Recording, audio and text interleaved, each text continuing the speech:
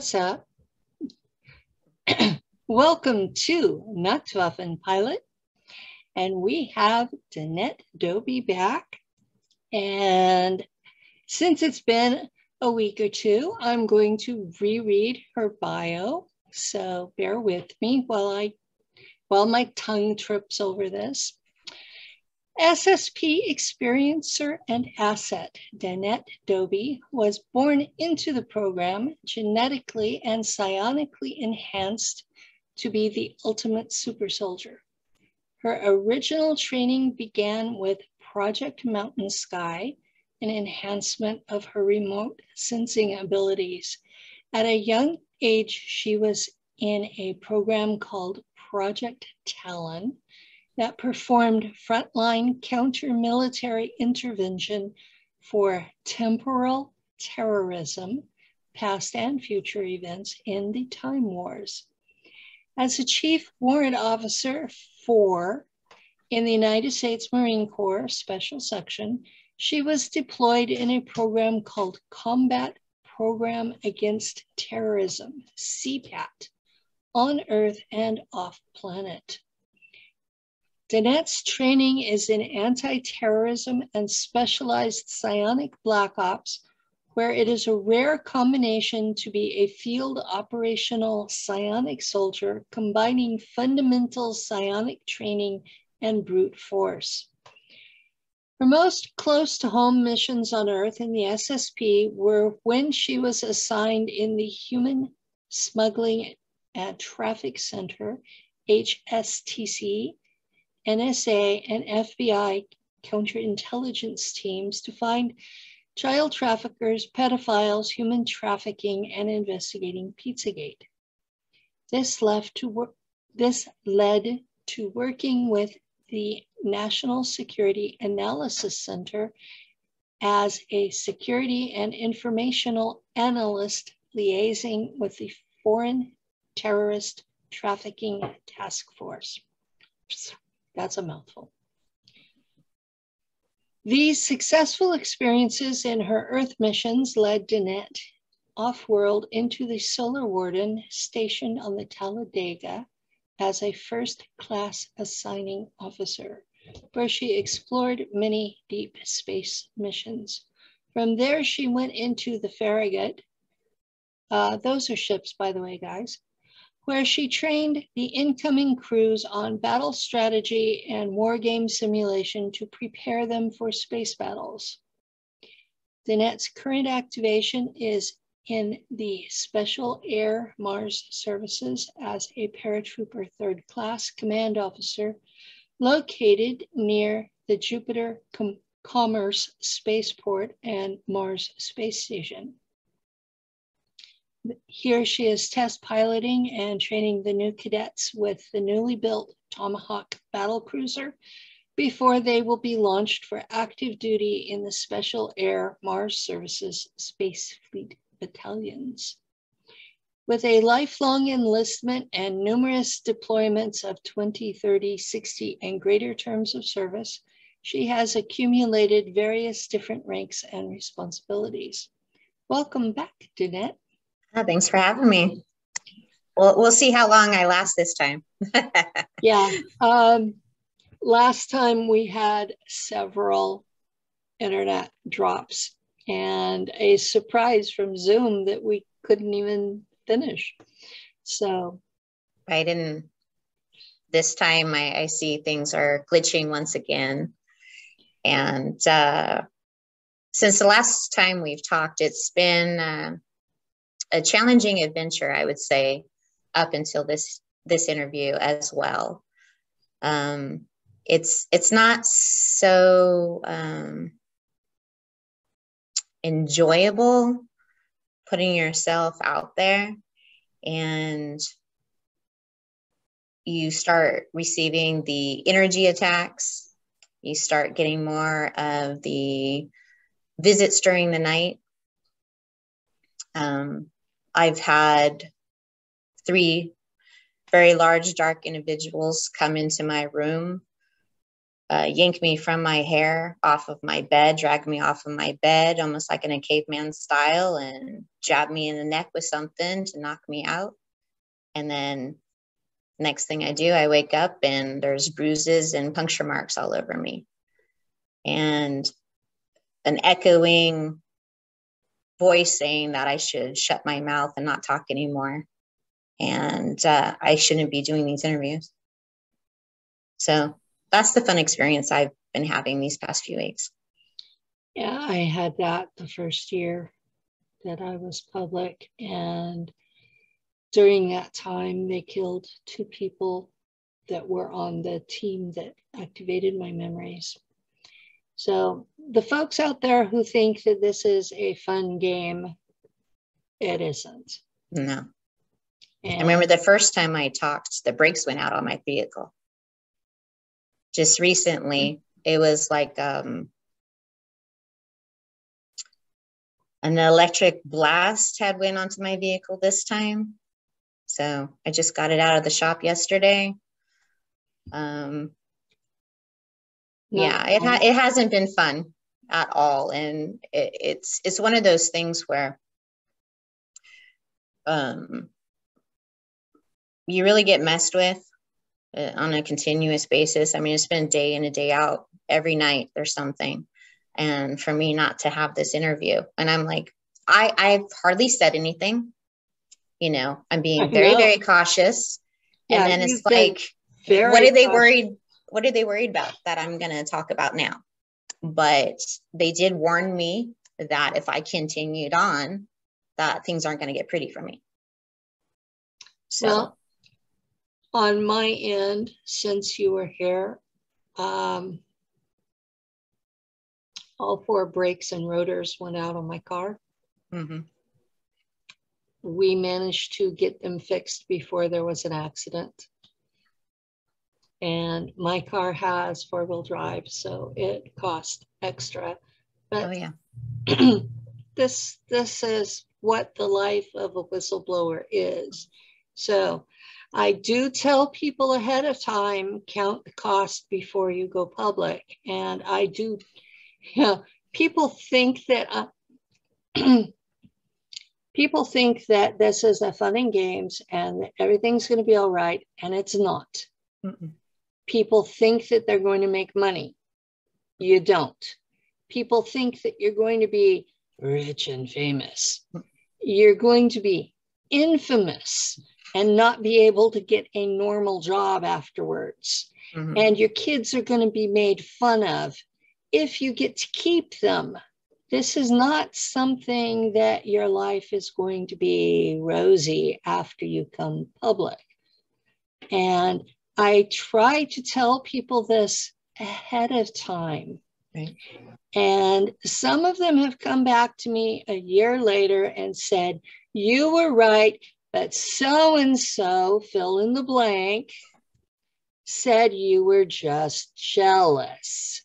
Mm. Oh my fucking God. What have I got to be jealous about?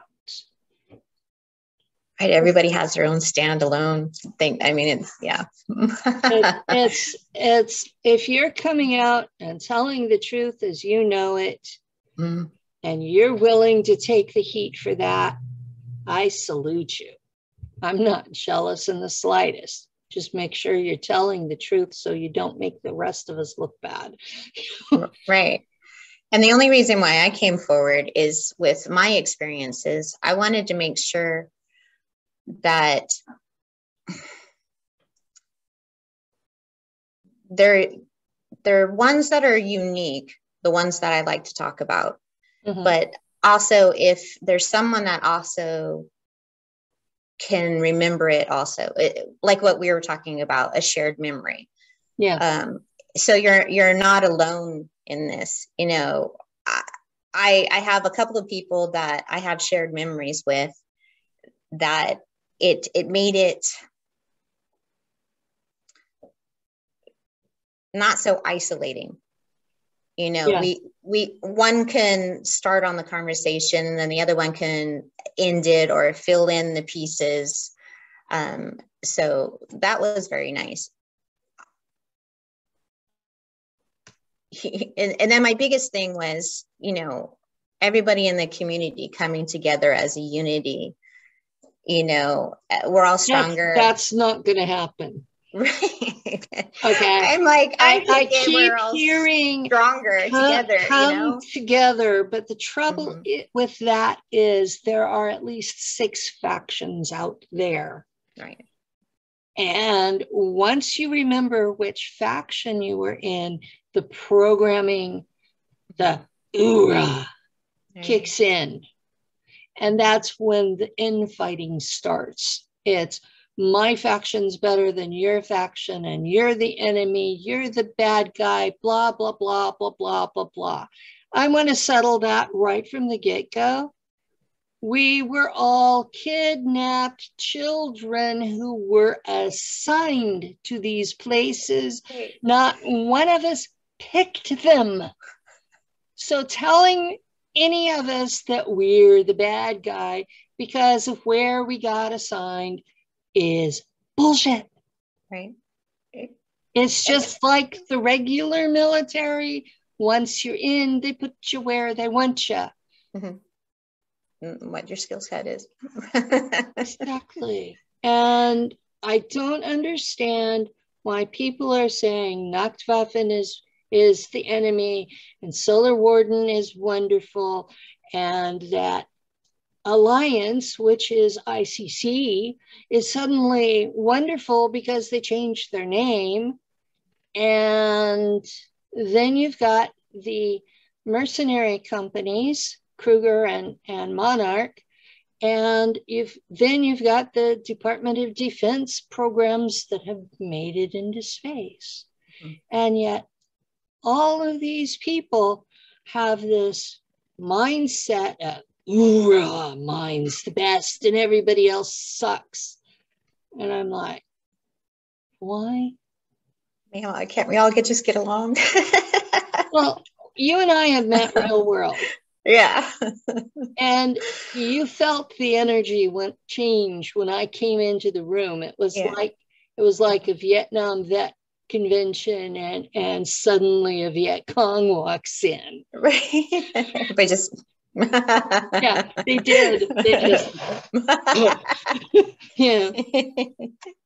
So I mean, I find that completely amusing because real world, I'm 66, I'm disabled. I was using a walker with a seat in it, and people were still terrified of me.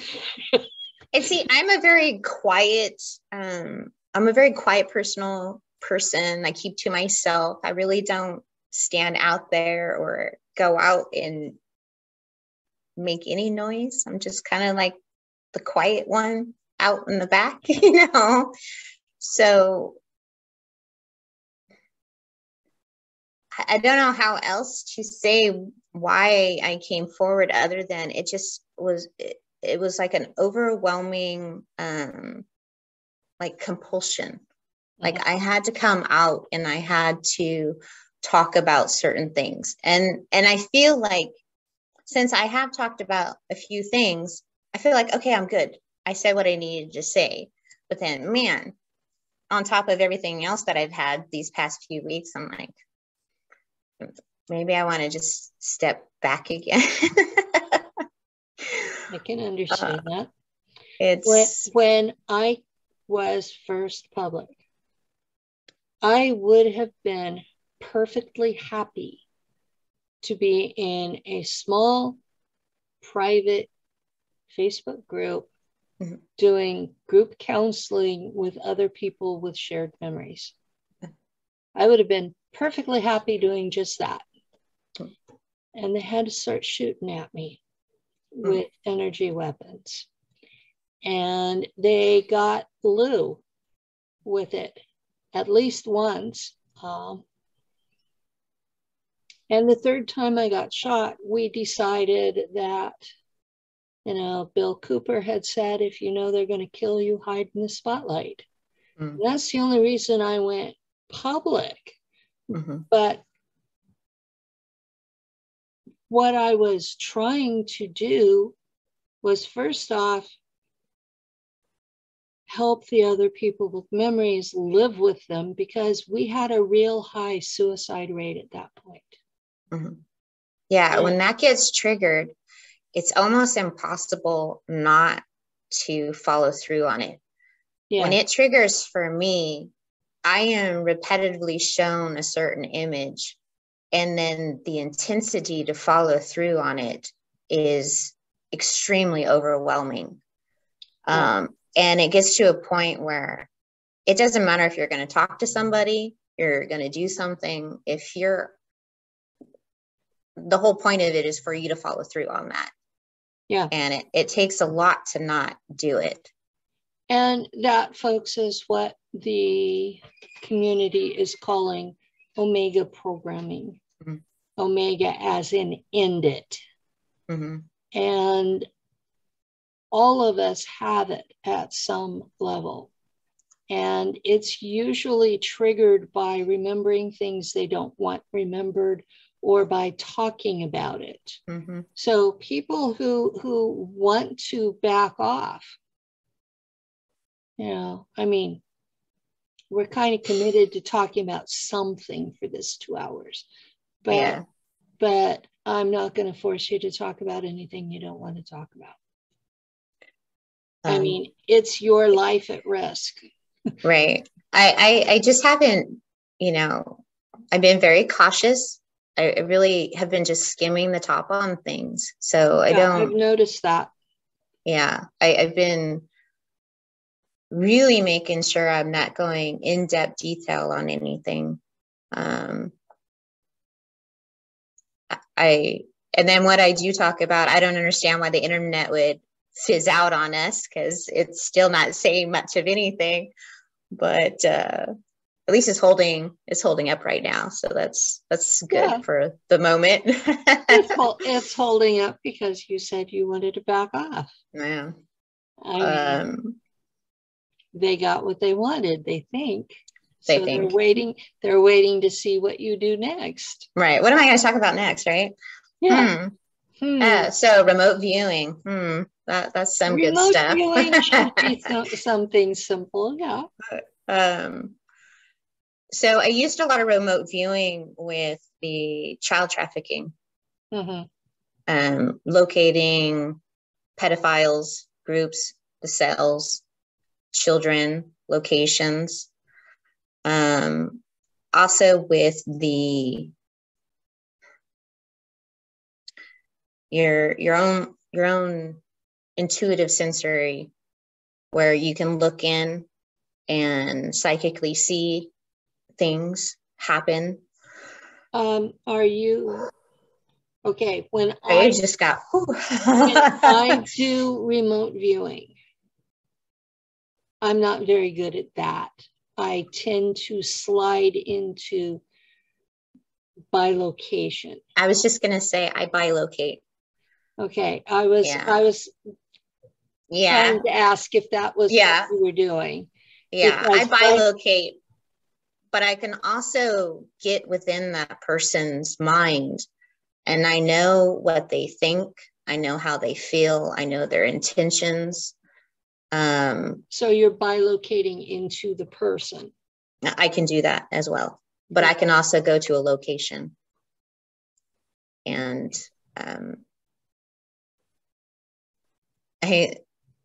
for one perpetrator that I was locating, I literally got into their mind, and I knew what decisions they were going to make, where they were going to go, where they were going to be. And then I could then guide them to go turn down a certain road, go down a certain alleyway, which then I would have a team waiting there to pick them up. That's one of the things. And then for other bilocations, let's see, how do I want to say this? I entered into a government facility, and as I entered it, in this room, there was a controller who sensed me and held me off to the side for me not to move. So kind of like capturing me and holding me in place.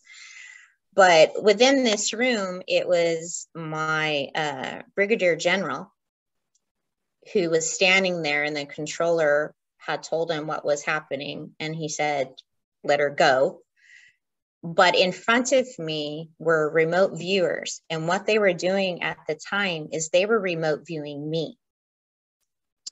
And the information they were given, that they were receiving about me, they would hand it off to, I call him a runner. They would hand it off to a runner. The runner would give it to my brigadier general. But also there on a wall, they had 3 different sections, and they were in different colors. And within those things, they would put my missions on there. So it was like top classified, not classified, just ordinary things, but where I've been, what I've been doing. And I could just see it all on the side of the wall there. So he allowed me to stand there and watch the whole process of them dissecting me pretty much. And then when they were all finished, he then motioned for me to go and follow him. And off around the corner, the whole wall was a portal. Ah. An entire portal was there. And he says, well, you can come with me. I'll wait a while for you to get here. You can come with me. And he wanted me to meet a friend. Okay. So obviously I'm there in the room. We go through the portal. And now before we go through the portal, he's telling me, now this is your last chance. You can either go through this or not go through this. You know, here's what it ended up being is they were reactivating me into a different section, and if I wanted to do it or not. And oh, look at my thing glitched. So we ended up going through it, and the room that we were in felt like it was on Earth and underground. In one of the bases here, underground. But when we went through the portal, we were out on a space station. Far away. Just like that, just stepping through the wall and there we are, walking down the hallways. That's something that our audience probably will have issues with, because most of them think that we're still in the rocket stage. Yeah, no, putting on a show for everybody. Yeah, we haven't been in the rocket stage since, I'd say, the 1940s. I was going to say 40s. Yeah. Since then, anything that has rockets is for show. Because the real work is being done with portals. And you just take a step and there you are. The Stargate show is much more realistic than NASA. Yep. And then we have beautiful space stations out there that, you know, have all kinds of things on them. Nice shiny little things. Nice shiny toys. Right. But this space station that we went on to is pure white. And it wasn't the one that looked like an inverted teardrop. There's one that looks like a teardrop that has like a ring around it where you can dock on it. This was a different one. And with this one, there is a platform that you can enter onto, and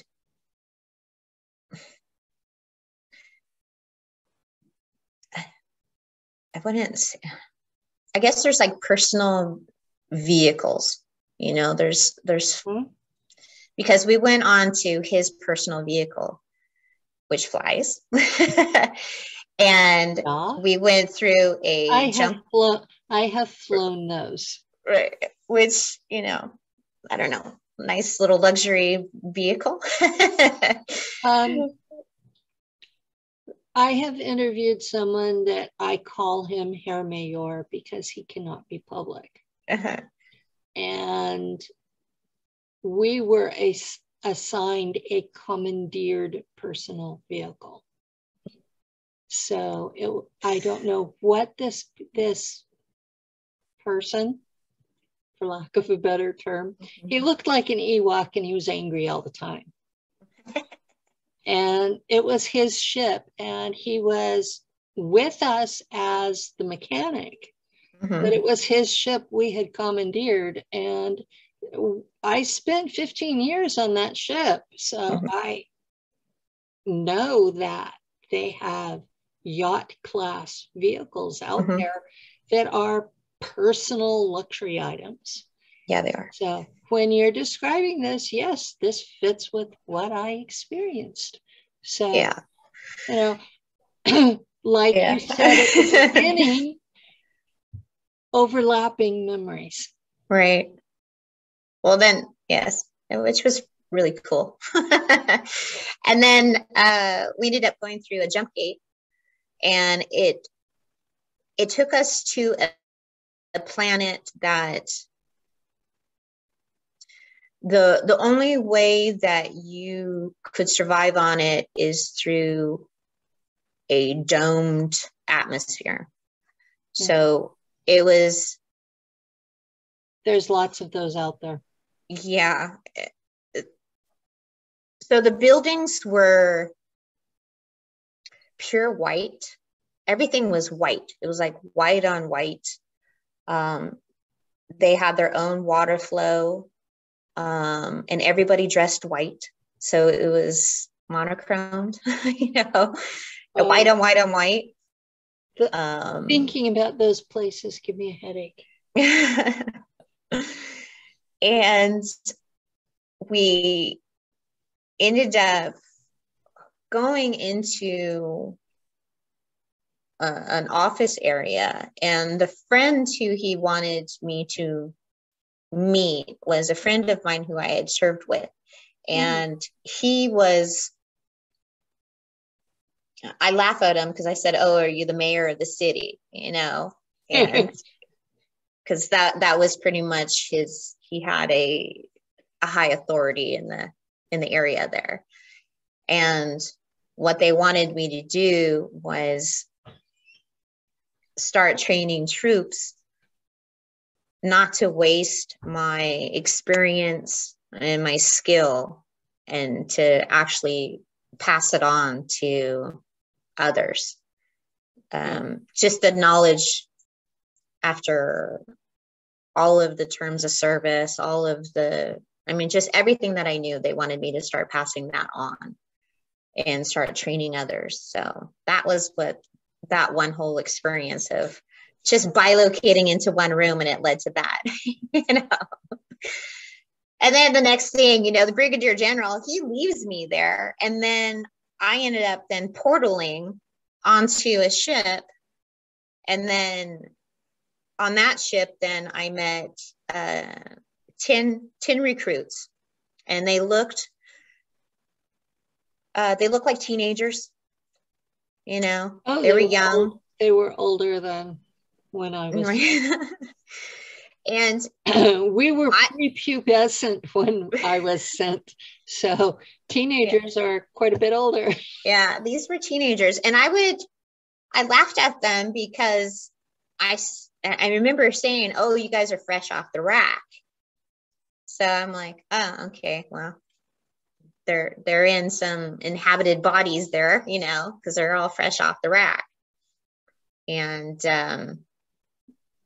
I remember also telling them if anybody had any vanity issues, everybody was going to shave their heads, and they were all going to strip down because, you know, hair is a luxury.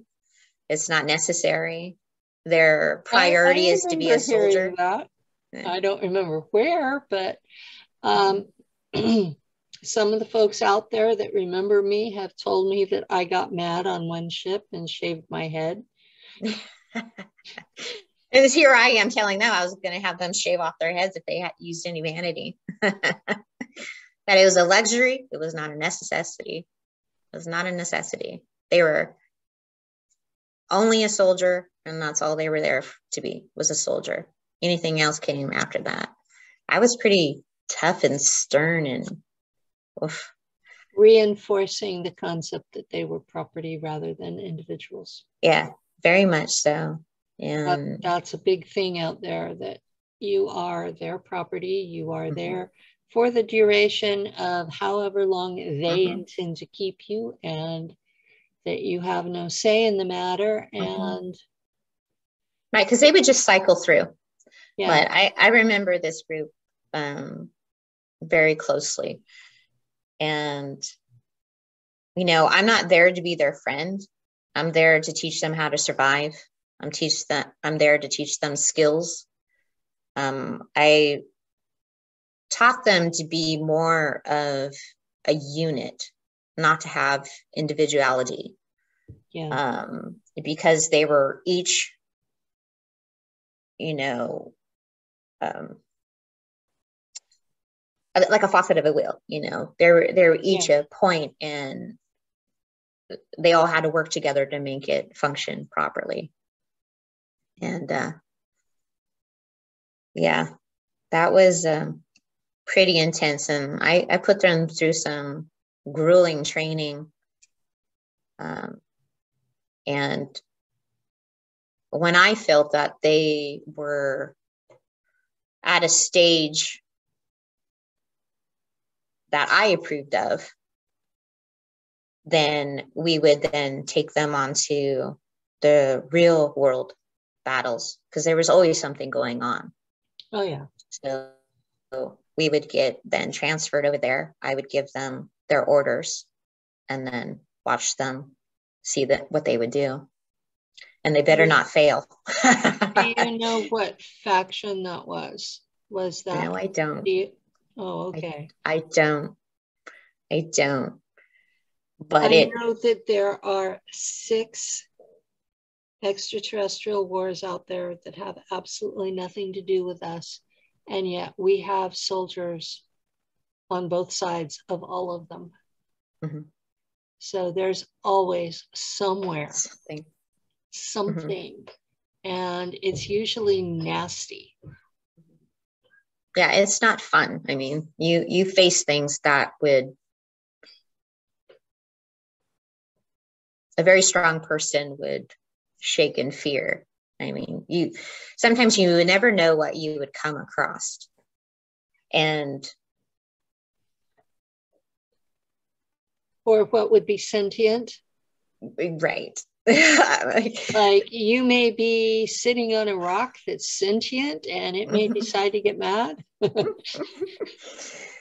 Yeah, I was about to say, there's a lot of things that will surprise you that, you know, you weren't expecting at the time, or you would have to make sure that I mean, these were the soldiers that we didn't get inoculated before. We wouldn't get the shots within us to numb our senses. We had all of our senses with these groups, with these teenagers. I didn't have shots. My faction, we drank black goo, and it enhanced everything while shutting off your empathy. Right. But I remember wherever I sent them, they didn't have any of that. They went in raw. So they didn't have their senses numbed and dulled. I wanted to see what they were going to do without it, and see what they were made of. How did they do? Half fared well. Half of them, you know. Half of them did good. Okay, that's better than I thought that. So, yeah. some of the raw recruits, their first time out, you lose all of them.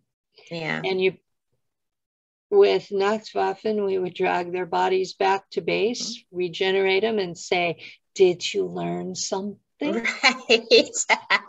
I'm all, because it's one of those things. Well, let's go do it again until you got it down packed. I was brutal. I was terrible to my kids on Earth, because when they would do something really stupid, that same "did you learn something" would come pouring out of my mouth. Yeah. But it is much better, I don't know if it's even much better. Getting those inoculations and having your senses numbed, especially when you're in a really grueling battle and you need all your focus, all your wits, and you're there to look after the ones that are next to you and everyone around. So at that point, in those situations, it was good to have had that. Yeah. There are times that being numbed saves your sanity. And then there are other times that being numbed doesn't help at all. No. And it just depends on the circumstances. And I think that some of these groups use the numbing too much. Too much. Yeah. Mm-hmm. Yeah.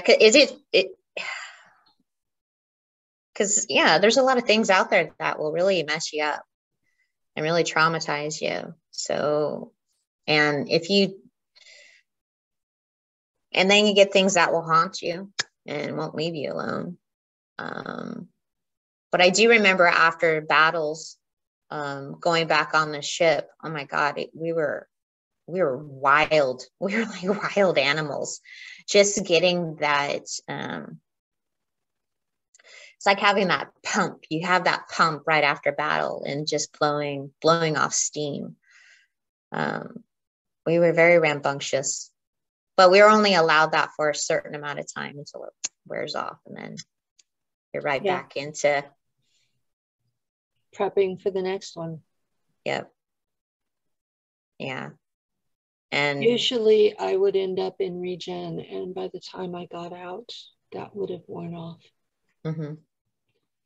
I must not have been terribly good at it, because I kept ending up in regen. Yeah, but you fight until you can't fight anymore. Exactly. So it wouldn't be uncommon not to be ending up in regen, because that's what they want you to do. They want you to fight until you can't. You're not allowed to run. Right. No. They'll shoot you themselves. Exactly. Yeah. And they're not shooting you with a .22 caliber. They're shooting you with an energy weapon that takes out a half to or more of your body. Yeah. Pulverized. You're gone. There's just enough left of you to parts of you. Regen. And I swear sometimes they regened me from blood samples. Mm-hmm. Right. It's like, hey, I'm missing that part. You guys didn't put it in, But yeah, it's it does something to you to be regened too many times. And it enforces the idea that death is not an option. Mm-hmm. And there's no way out. There's no way out. You're trapped. Death is not even an option, because you'll just wake up in the damn tank. Right. And you get this attitude of you just don't care. You don't care, because there's no escape. It's just constantly do-over. Mm-hmm. The details may change, but it's same shit, different day. Exactly. And it happens for years upon years upon years. It just doesn't stop. It never stops. Mm-mm. And And I'm wondering if that's why we have so many health problems when we're here.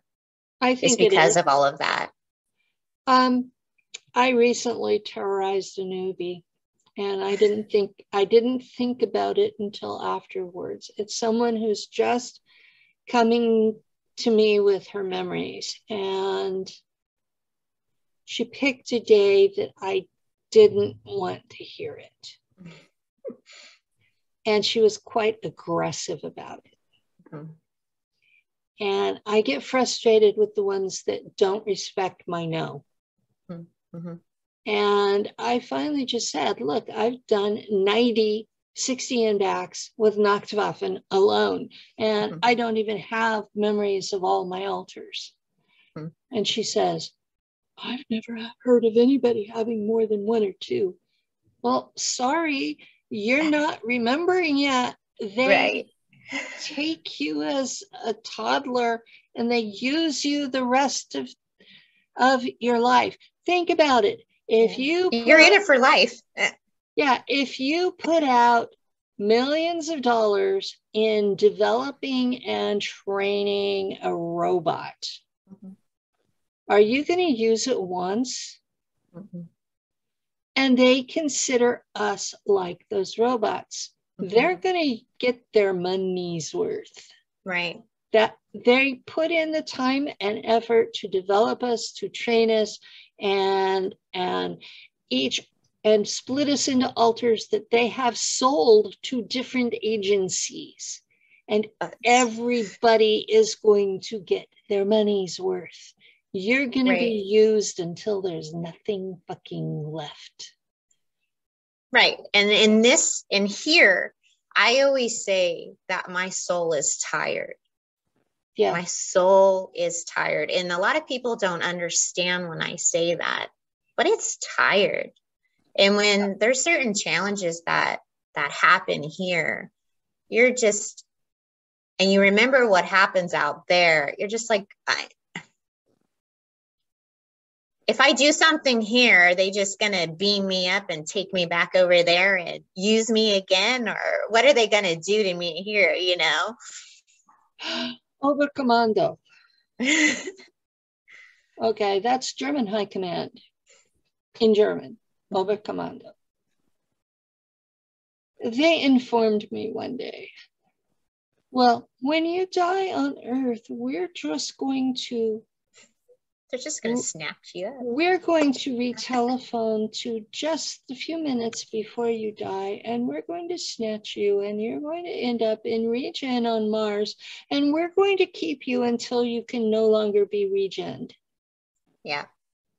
Yeah. See, and I have that knowledge. They thought that was going to make me feel wanted and loved and appreciated. All it did was make me feel trapped. You feel like a caged animal that you have. They make you feel like you have options, but they are choosing, well, your options are with these few that we're giving you to make you feel like you have some sort of freedom and choice, but you really don't. No. Because all of them are exactly the way they want it to be. Yeah. It's like voting on Earth. All of the options are pre-chosen and acceptable to the powers that be. Right. Right. And trying to tell people that is also like trying to tell someone that you grew up on Mars first. It goes in one ear, gains speed on the way out. Right. It's like, I acknowledge what? No. It's like, you said what? Right. I see it in their eyes. They don't always say it out of their mouths, but enough of them do. It's like, are you crazy? Well, when I first saw that you had written that, I went, right on, you know. Like, oh, somebody's saying something, right on, you know. I thought it was great. I thought it was wonderful. But on top of not ever getting, you know, when you're in it, it's in for life. You're no matter what you do, where you're at, you're in it for life. And even, let's see. Even if you appear to be in a coma, in a hospital bed. They can pull you out, pop you into regen right off the bat. You're suddenly 25, pretty healthy, and whatever they want you to be for the next however long they want to have you, and then pop you right back in. Pop you right back into being in a coma. Yeah. And that concept baffles people because they can't see how it's done.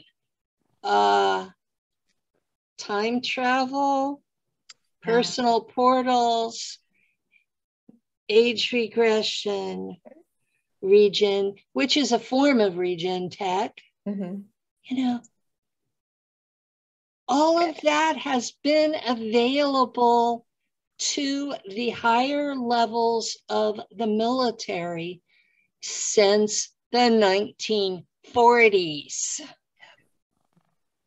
Everything you think you know about the state of science and technology on the surface of Earth is a lie. And every time I start talking,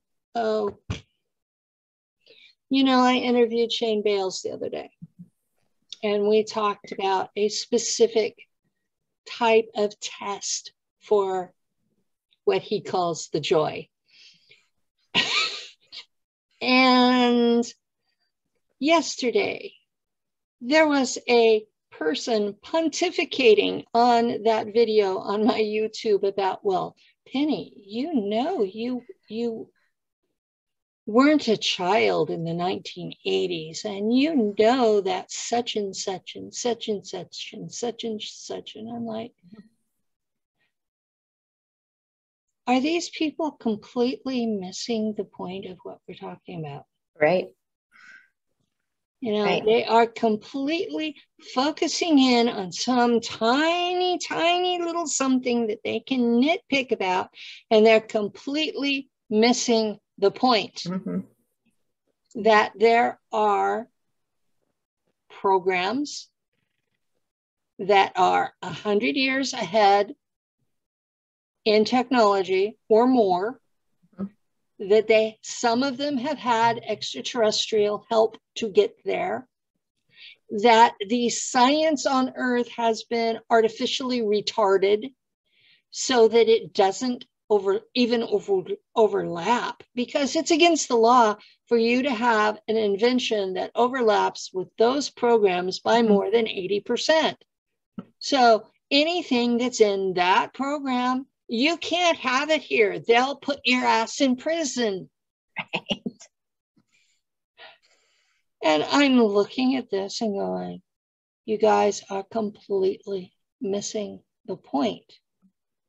The point being that not only are these inventions that would revolutionize your life being kept from you, but your children are being kidnapped out of their beds to go serve in this fucking military that we have no business fighting in these wars.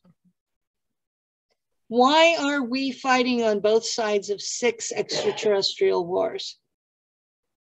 It's like they can't get enough war. Well, yeah, like they don't have enough war here. Right.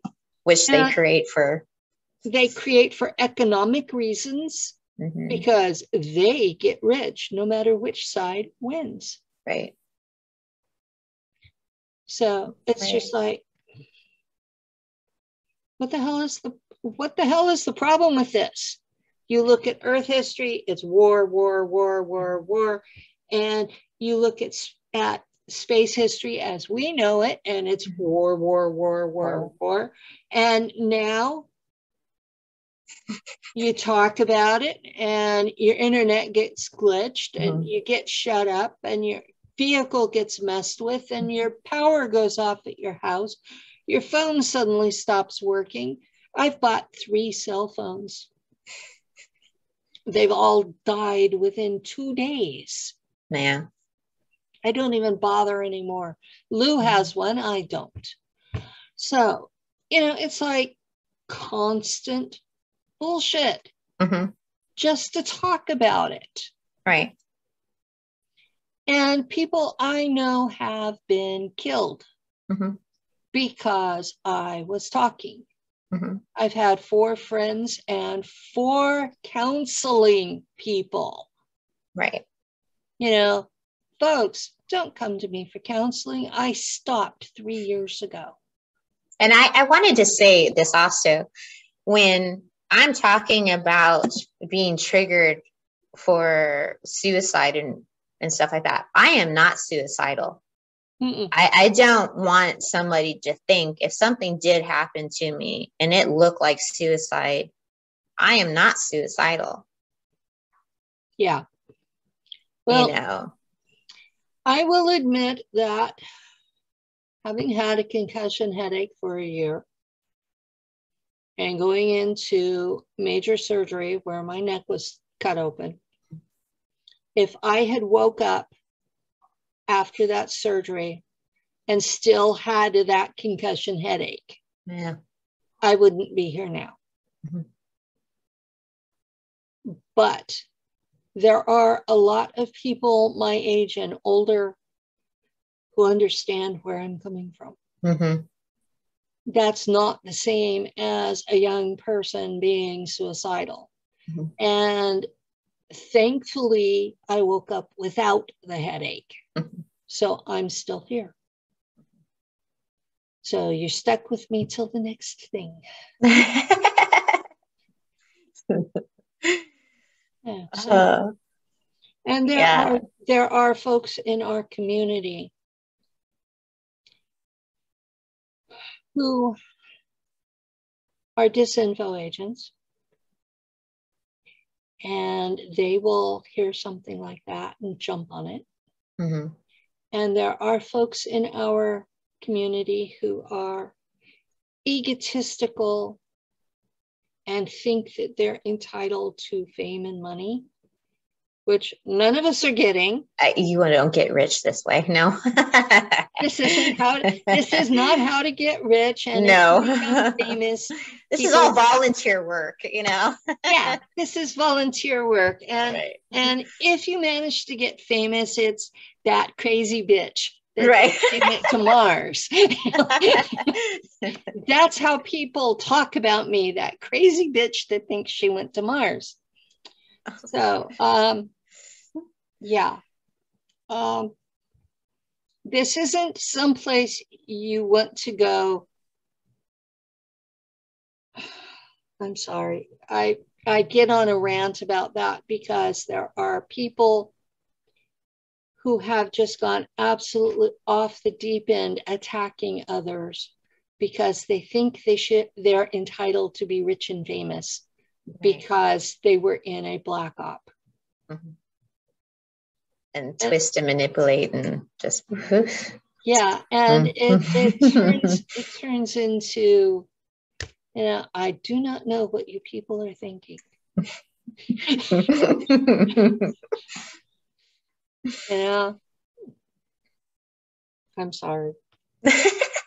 All right, what do we want to talk about next? Yeah, we have a whole 50 minutes. Let's see. I'm expecting I think our satellites are probably going to get hacked here in the near future and used against us. I've seen that version.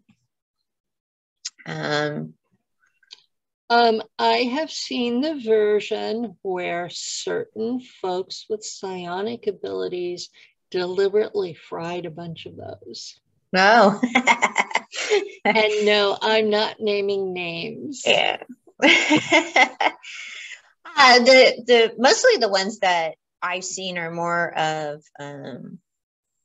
directed energy weapons. You know, you can see the points hitting here on Earth and starting chaos. But there are certain targeted areas that they're going to want to hit next. And I've seen certain whistleblowers get targeted with the satellites. And in fact, that happened, I believe, February. and a group of whistleblowers with psionic abilities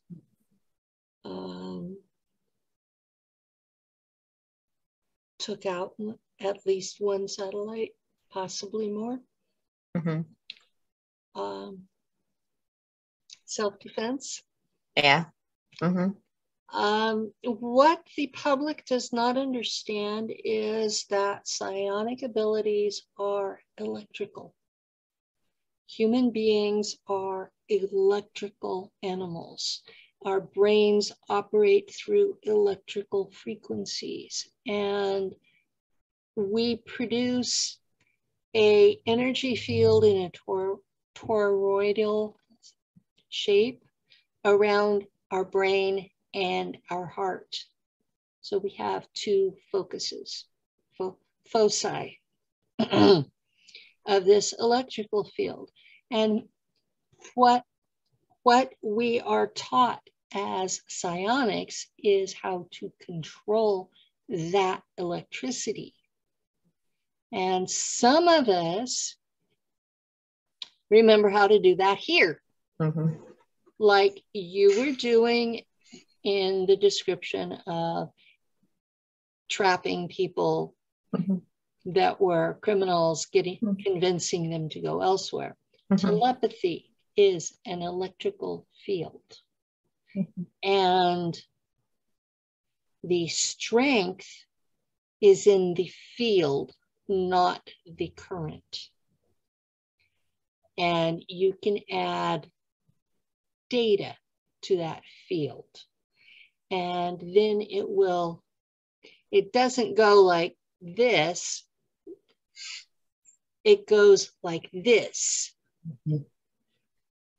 And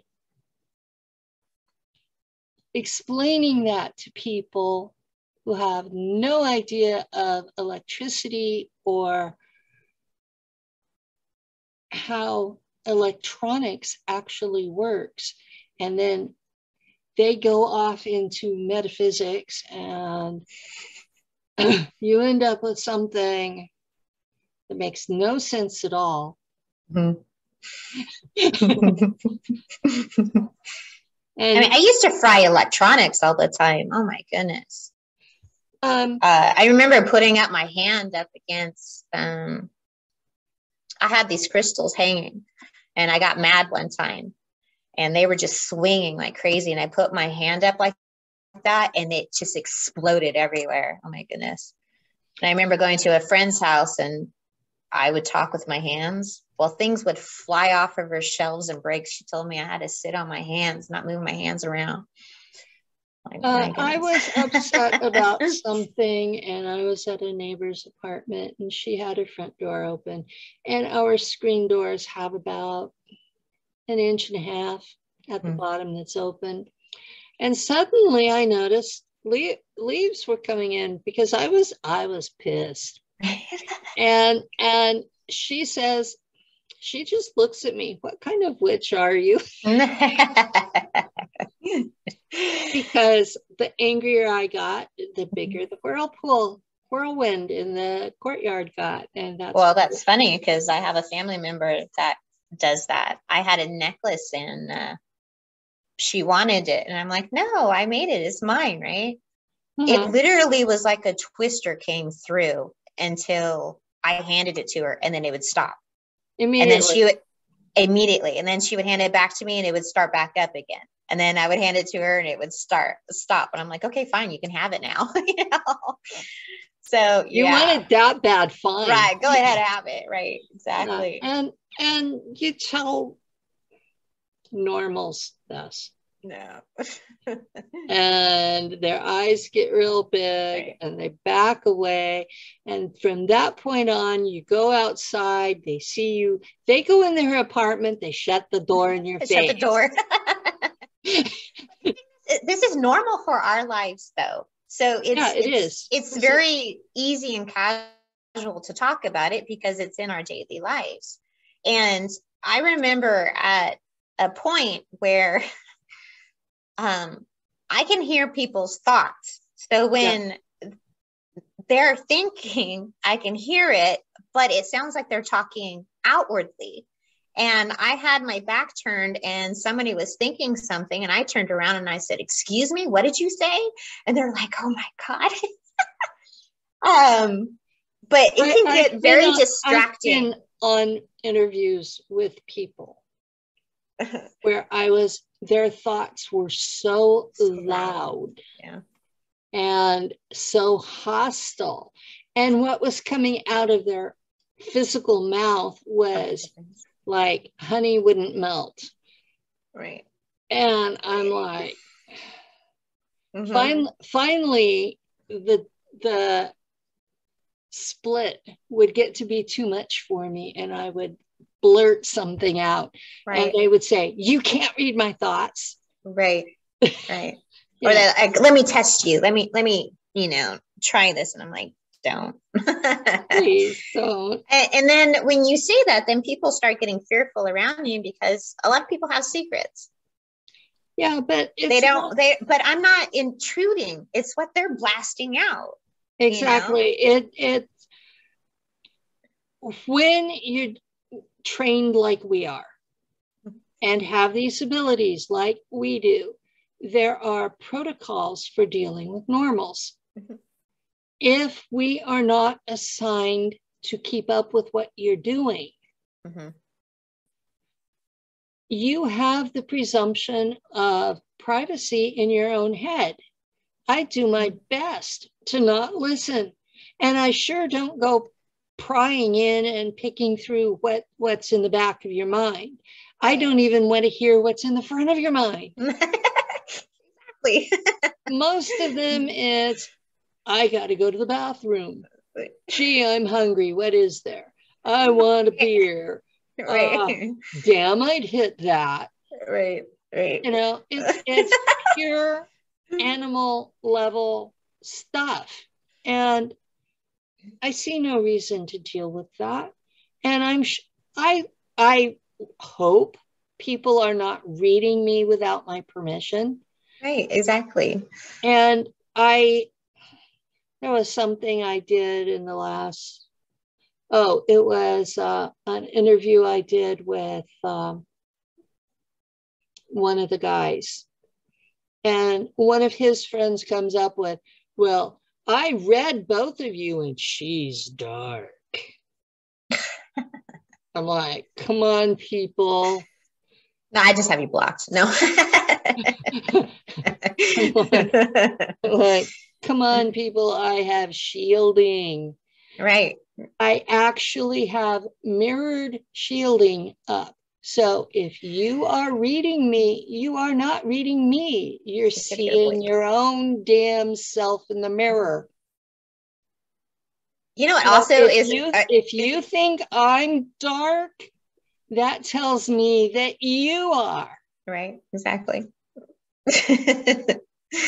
And with these abilities, though, I've noticed when I had my own practice that it's so much easier to be a medical intuitive. I don't know if that's just my intuitive empathicness, but I can sense and feel things in people. And just like with certain family members, I can say, "Hey, you need to go to the doctor to get this checked because I see this, this, and this," I used to do home health care, and I would know when they really needed to go see the doctor. Yeah. And I would know whenever they were past needing to see the doctor and that nothing was going to help. Right. And there were several of them that knew their time was coming, and they asked me to walk them over. And how they knew I could do that, I don't know. Now, I did sense it by then. I did have Ileana, the Star Traveler, before she started her practice of reading people's memories, she practiced on me. And she gave me 2 sets of identification numbers for me. One was with the DOD stuff, and the other one was something called DEFCON. I have a DEFCON number because that's one of my abilities is to communicate with the dead. Yeah. And walk people over. So I'm going along and I'm seeing dead people, and they're like, you know. I've had that my whole life. They think they're still alive, most of them. Yeah. They don't understand why people can't hear them. And then suddenly they find me and I can. Yeah. And I'm like, dude, you've been dead a long time. Yeah. I saw a practitioner, and her mom would just jump in all the time. And it was almost like her mom orchestrated us to meet, because she needed me to pass on some messages to her daughter. And it just kept going on and on and on. But also I was able to foresee death as well as not just communicate with the passing. That's something I try to block. Yeah. Because I don't handle that information well. Yeah. There was a lot of times like losing my own children. I knew I was going to lose those children. And at the time, I didn't think that I could do anything about it. But then when another person, I had foreseen their death, I started giving them little heads up, you know, start doing this.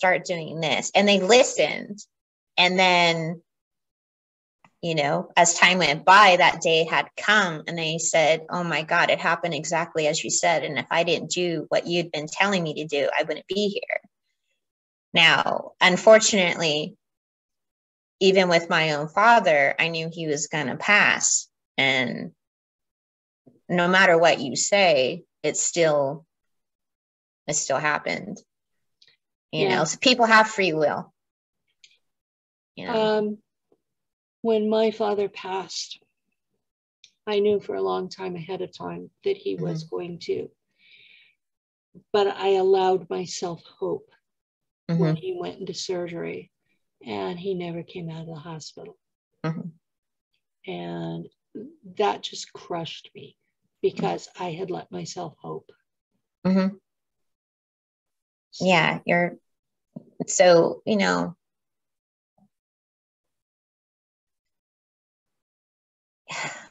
sometimes you have the abilities and you want to help those that you love, and it still gets you in. No matter what, it's still, you know, doesn't, and you know it. But then even afterwards, and then when they pass, I mean, I knew the moment my dad passed because he started talking to me and I started seeing him. So, and same with my grandfather.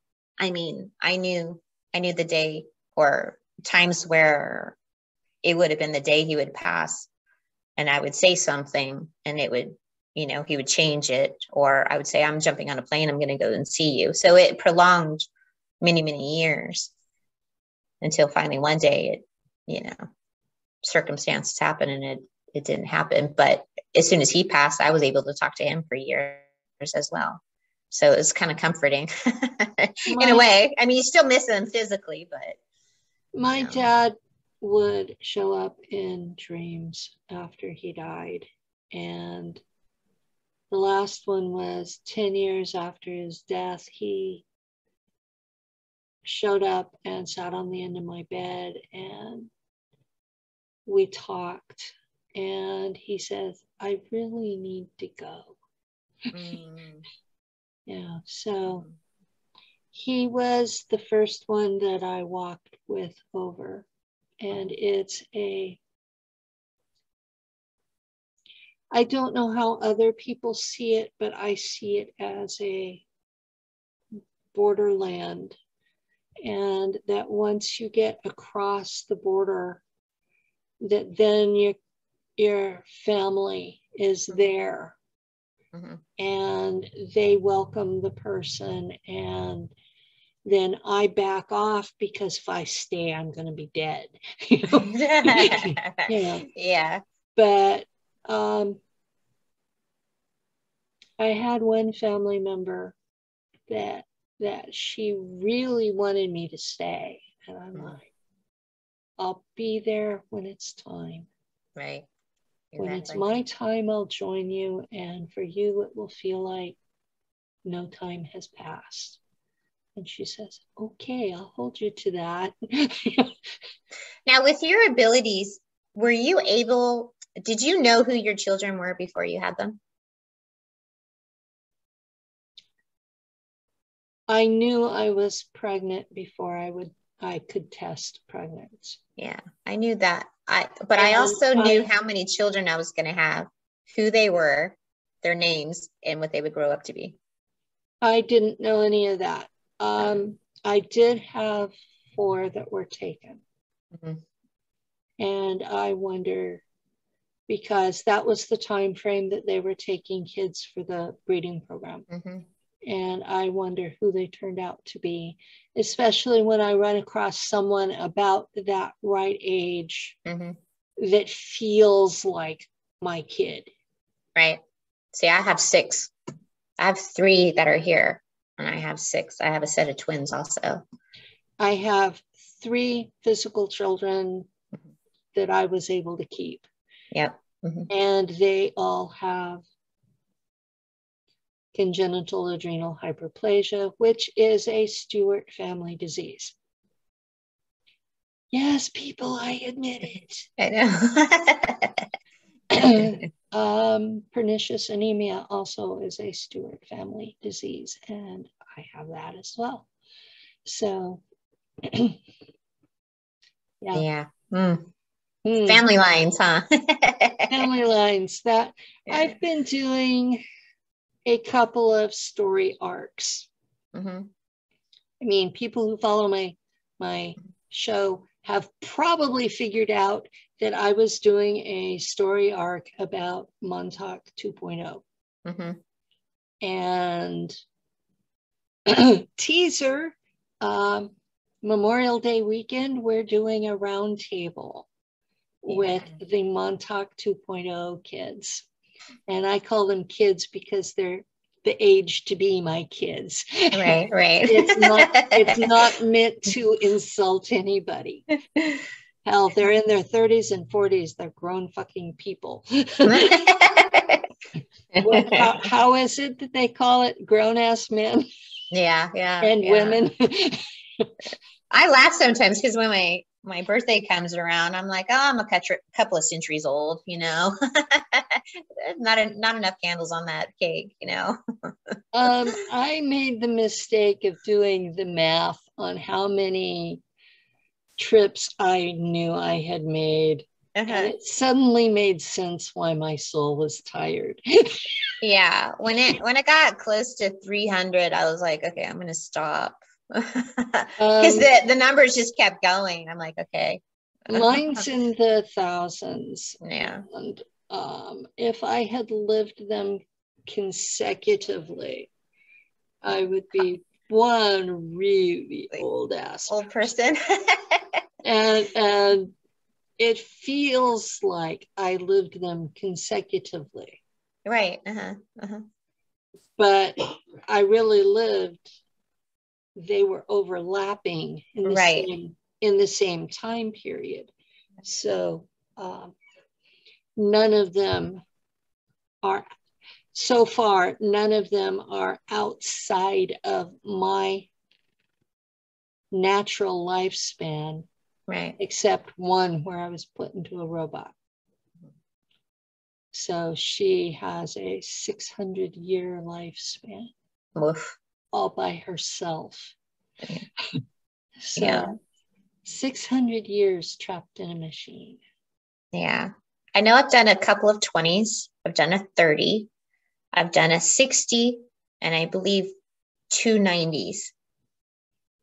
I'm currently in, well, this last one, they pretty much was it's like life. You're just gonna keep in it. It's not gonna end. So so I guess that one is until, you know, they can't squeeze any more out of me. I've had some for Earth agencies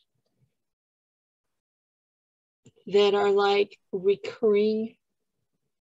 It's like you'll do 2 years this time and 5 years the next time, and they're never longer than 10 years. Like little stints. Most of them are assassin altars, where at the end of the job, I end up killing somebody.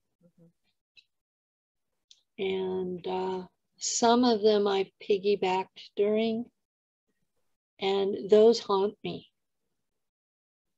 I mean, I see the victim's eyes while they're dying, and that just, I think what worries me the most is I feel my altar's reaction to them dying. And I, Penny, am not a sociopath. Right. But that altar definitely is. So. And that's how it's created, made, and trained to be. That's its use. It is. Wanting for it.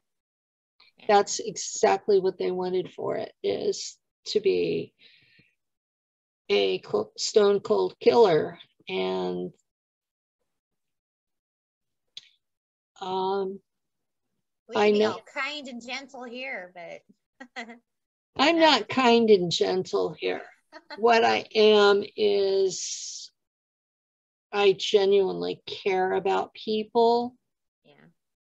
And I'm as gentle as people will let me be. Yeah, don't mess with me. But if they decide that they're going to be mean to me, I fight back. Yeah, exactly. Just a little harder than they bit me. Right. Right. You know, that's military training, you know. Yeah, we're not I guess it's when it, you know, we're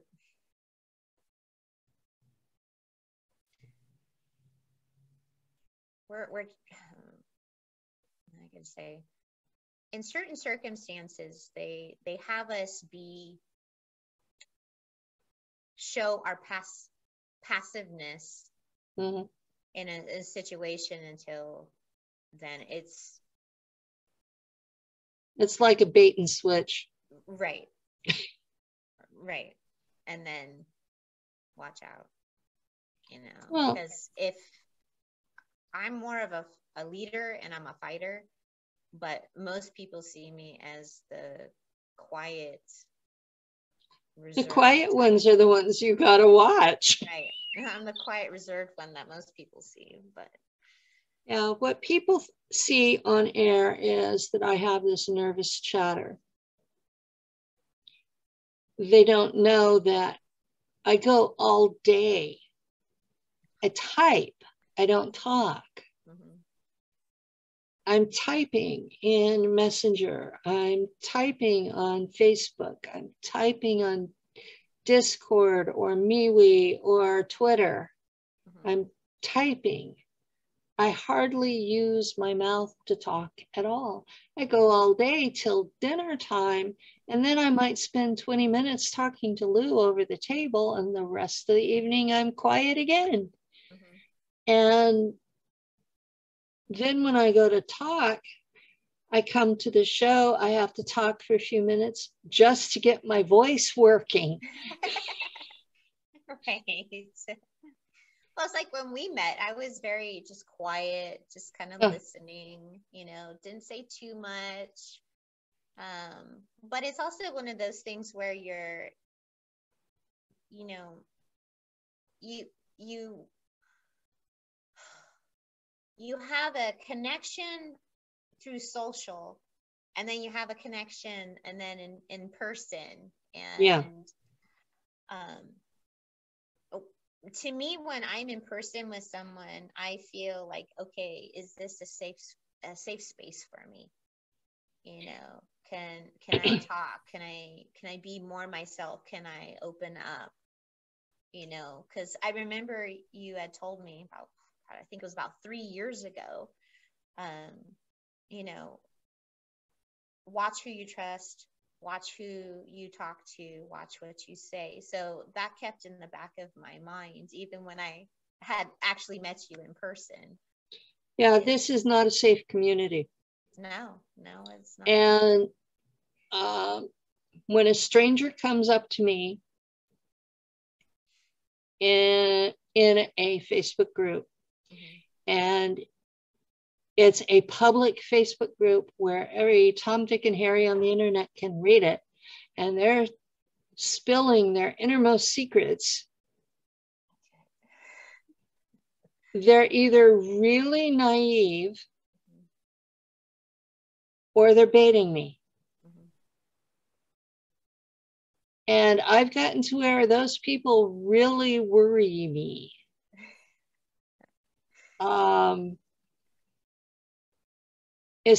The ones that come at me in Messenger, I just tell them I don't do counseling anymore. Right. And then they'll just keep talking. And some of them just keep talking for years. And I'm like, I don't do counseling anymore.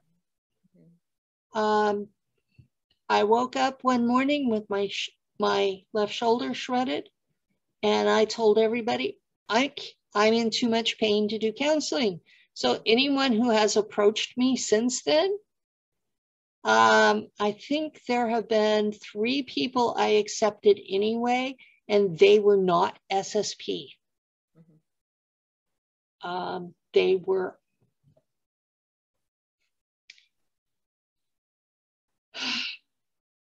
They were sacrificed children that had not been killed. And that's a whole nother ball of wax. Yeah. Oh, that just gave me, And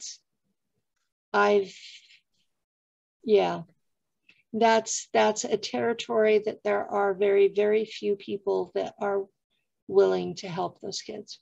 Yeah. Oh, I just want to cry. Oh.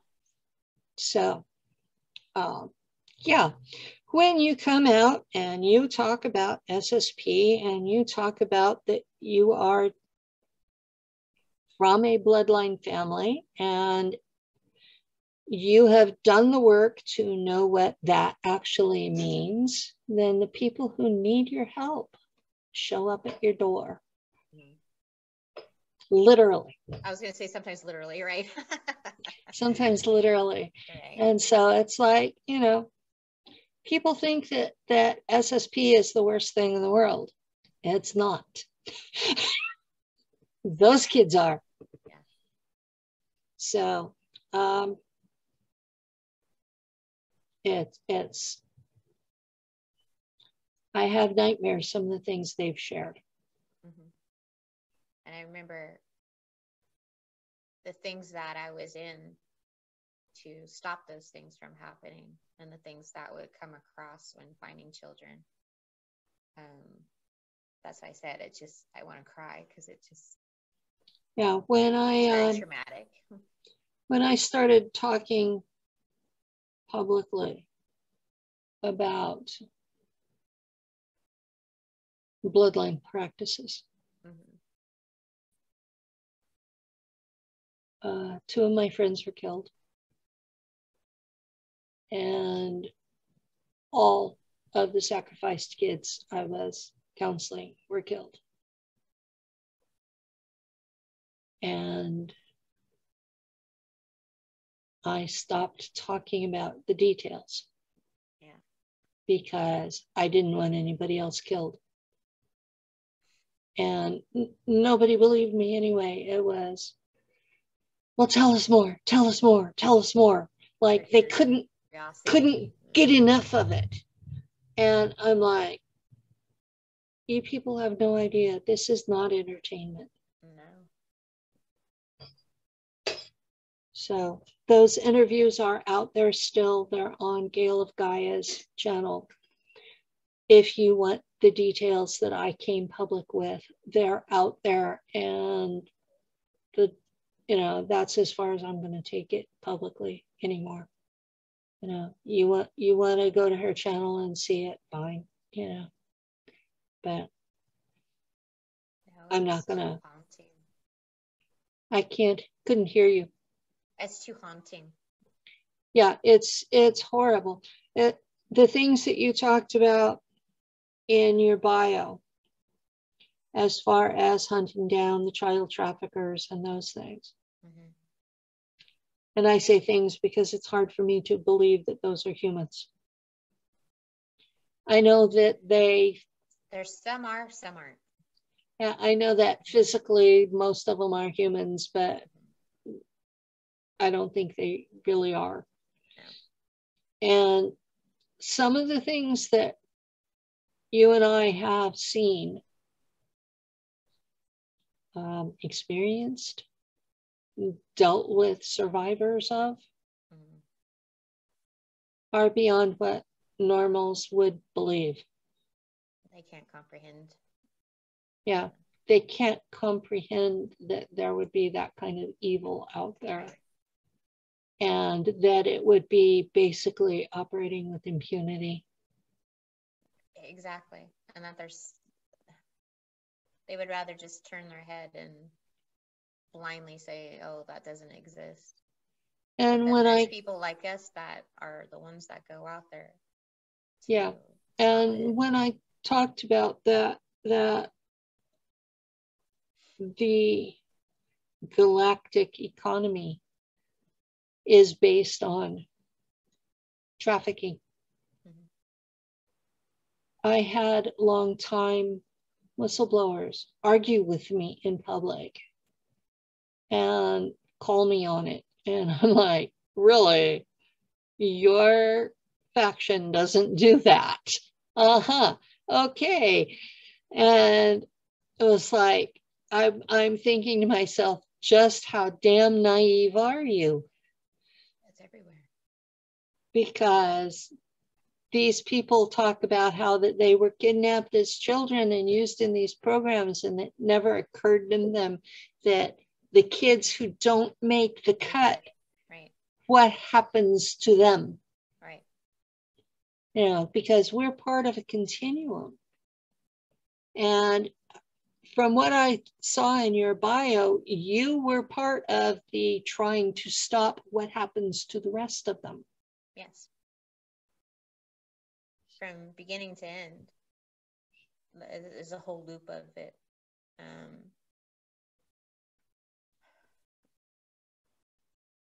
I'm not sure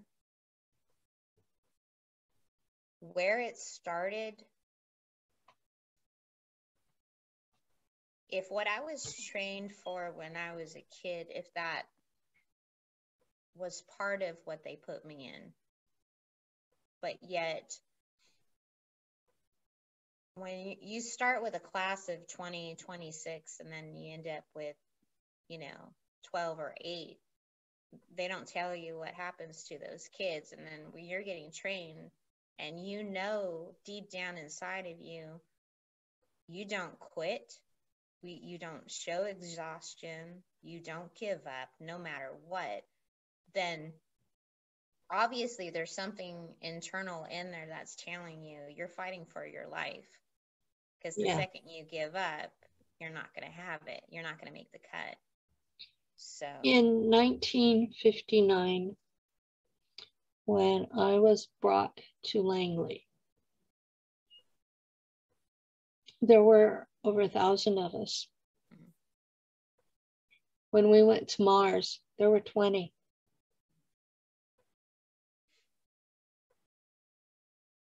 That's all that was left. Okay. And the NSA DOD agent who tried to get me killed 3 years ago, she said I was the last of that class that was left. Oh yeah, that's what they called it. the 1964 class from Langley that I was your graduating class, right? The graduating class. We got the 20 of us who survived got sent to Mars together. Yeah. I know when with what I did as a kid, and that's the one I was talking about beforehand, where I was in that like a hangar, like with the classroom and the obstacle course.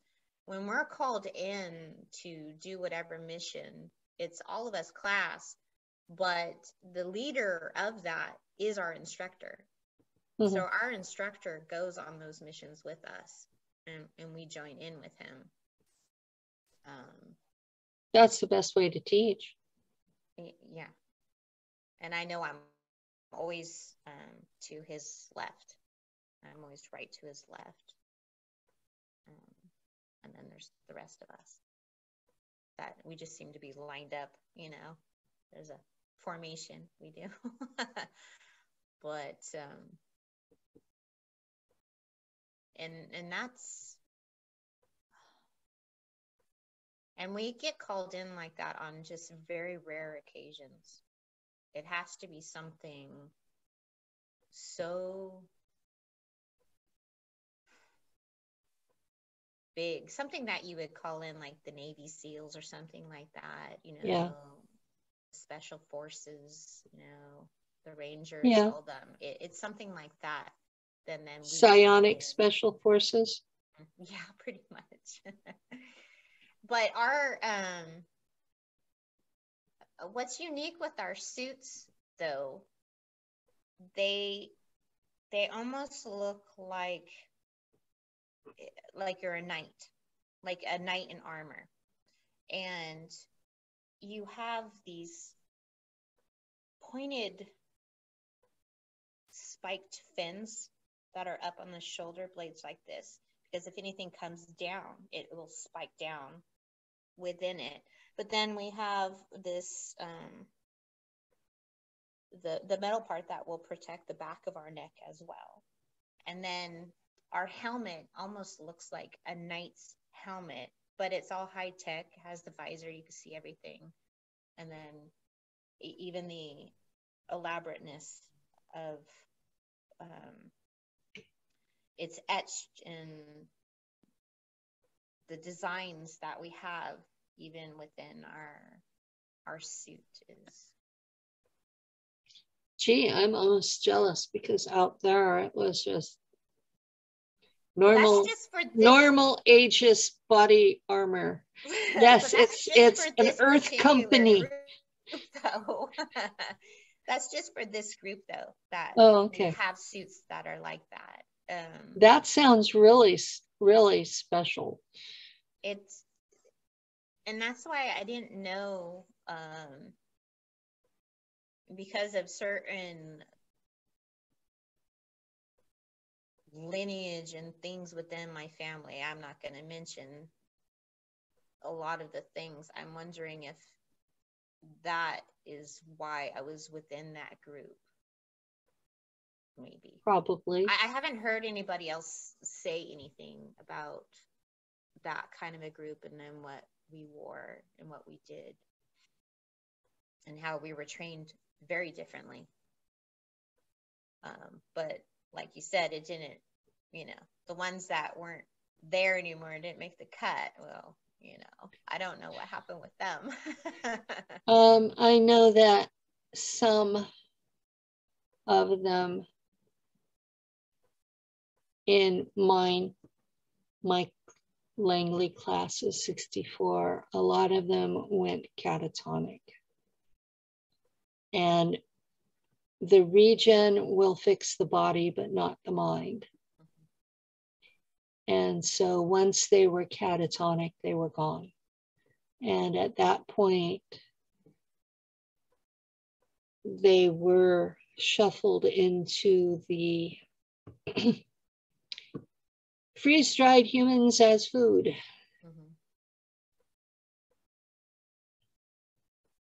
there are races that eat humans and nothing is wasted. Yeah, I came across children that were for that. Yeah, I've seen evidence that they start with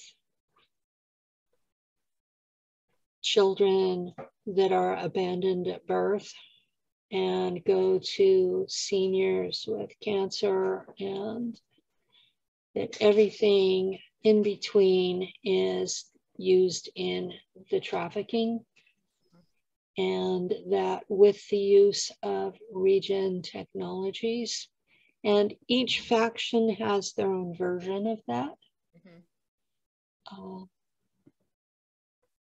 But with the use of regen technologies, that they can make you whole and healthy and young, and then use you for whatever they want, no matter what age you are when they start off, or health condition. I don't know about the ones that the Americans use, because I don't have a lot of memory from the American factions. I only remember Nacht Waffen and Kruger. Kruger is American, but I remember being dead and then being reinstalled in a new clone body, which I'm sure is expensive.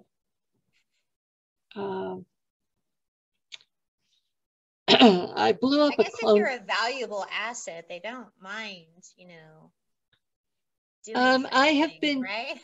I have been chewed out for destroying bodies. But I blew up a whole clone factory too. Let's see. On Mars.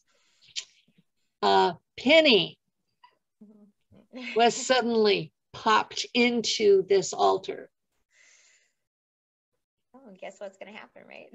And freaked out about rows and rows and rows of cyborg bodies and human beings on meat hooks around the edge of the room. And I had a complete panic attack and put out an reference fresh off the rack. Yeah. And I put out an EM pulse and blew up the energy. Yeah. Things happen, Yeah, it's the place on Mars that they're calling a volcano. Oh. That was in 2017 and it's still smoking. Yeah. So you were the one. No. Yeah, I was the one. You were the one. That was me.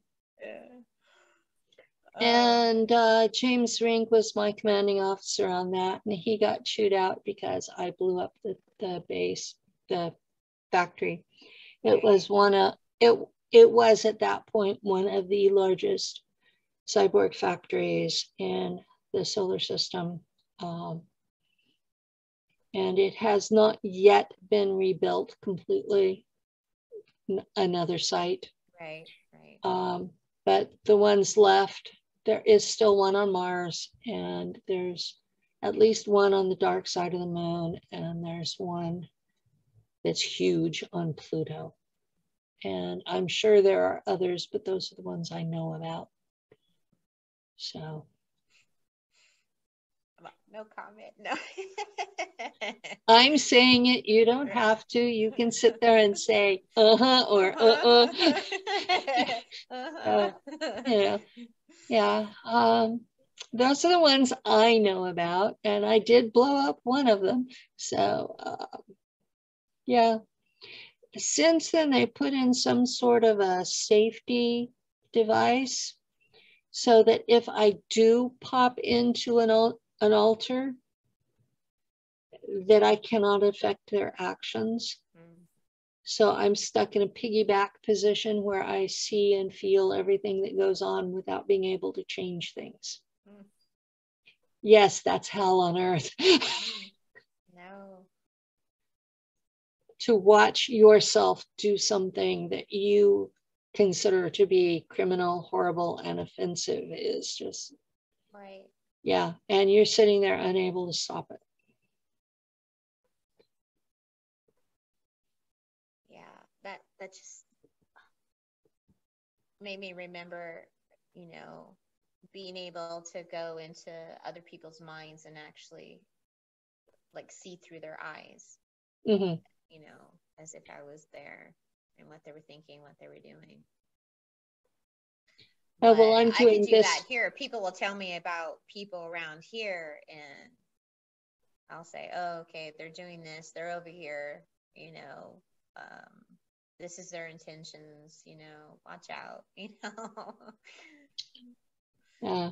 Well, we're getting close to time to go. And I I would had so much fun. normally ask if you wanted to give information about people contacting you, but if you're going to back away, there's no point in that. Yeah, I don't even have anything set up. I'm just going with the flow. Well, she's in the community, and I know she's in several groups because she's in mine. And I hope you don't leave the community entirely, but No. do take care of yourself. Yes, definitely.